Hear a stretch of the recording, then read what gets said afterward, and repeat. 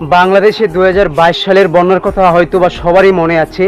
তো বর্তমানে হচ্ছে 2025 সাল। তো বর্তমানে কিন্তু 2022 সালের মতো বন্যার সংখ্যা দেখা দিচ্ছে, আপনারা দেখতে পাচ্ছেন। তো এই যে বন্যা হচ্ছে, এত পরিমাণ পানি, এগুলো কোথা থেকে আসছে? এত পরিমাণ পানি কি এগুলো বাংলাদেশের বৃষ্টিপাতের কারণে হয় নাকি ইন্ডিয়া থেকে আসে? আপনি কি বলবেন? অবশ্যই বলবেন এগুলো ইন্ডিয়ার পাহাড় থেকে আসে। একদম সঠিক। এই যে ভারত থেকে অতিরিক্ত পানি আপনার বাংলাদেশে প্রবেশ করে বাংলাদেশে তখন বন্যাতে পরিণত হয়, মানুষ দুর্ভোগে ভুগছে। তো এটা প্রত্যেক বছরই হচ্ছে। তো মাঝে মধ্যে অতিরিক্ত ভারতে বৃষ্টিপাত হলে এটা আরও বেশি করে হয়, আপনারা সবাই জানেন। তো আপনি আরেকটা কথা জানিয়ে রাখেন যে বাংলাদেশের এই উত্তরাঞ্চল কিন্তু ইন্ডিয়ার সীমান্তে, ইন্ডিয়ার বেশ অতিরিক্ত পাহাড়, আর বাংলাদেশে কিন্তু নিচু, ঠিক আছে? তো ঢালু আপনার উঁচু থেকে নিচুতে পানি নামবে, এটাই পানির একটা নিয়ম।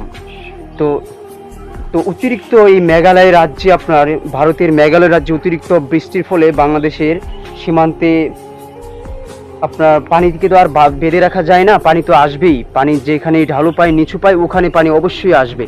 তো এটা প্রত্যেক বছরে হয়।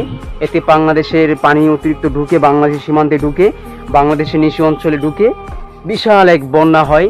এতে বাংলাদেশের ঘর বাড়ি, গরু ঘর, থাকার বাসস্থান, স্কুল, মাঠঘাট সব কিছু আপনার ভরে যায়। এতে বাংলাদেশের মানুষের বিভিন্ন রোগ, ক্ষয়ক্ষতি হয়। এটা আপনারা দেখতে পারেন প্রত্যেক বছর। তো এটা আমরা বাংলাদেশের মানুষ আর কত বছর এভাবে আমরা দেখব, অপেক্ষা করব, আর করব, আপনার এবার ভোগ করব। আসলে ইন্ডিয়ার কি করা উচিত?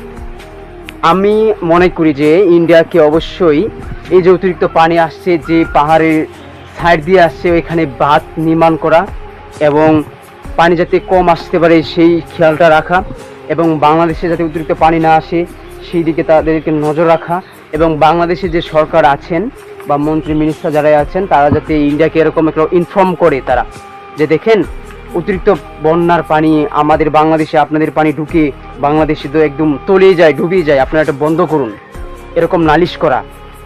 তো আমার মনে হয় এটা কোন সময় করা হয়েছে, বাংলাদেশের পক্ষ থেকে ইন্ডিয়াকে এরকম নালিশটা করা হয়েছে। প্রত্যেকটা বছর এইভাবে আপনার বাংলাদেশের নিচু অঞ্চলের মানুষগুলা কতই না কষ্টে ভোগে, আপনারা দেখতে পাচ্ছেন বর্তমানে অনলাইনে। তো আমরা এইভাবে আর কত কষ্ট করব? কত আরও বাংলাদেশের মানুষ এইভাবে কষ্ট করতে হবে? আপনারা প্লিজ কমেন্টে বলে যাবেন।